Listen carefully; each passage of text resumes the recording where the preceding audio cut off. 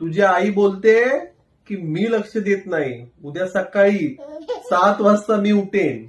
तुझा नाश्ता पण मी बनवेन, ठीक आहे? हा. आणि तू पण उठायचं सकाळी लवकर, ओके?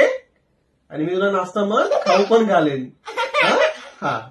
मग आईला दाखवायचं की बाबा पण करू शकतो, ओके? हा, तुला मेसेज आहे, ओके? ओके? सकाळी मी लवकर उठेन, ओके? 7 वाजता तुला नाश्ता देईन, हा?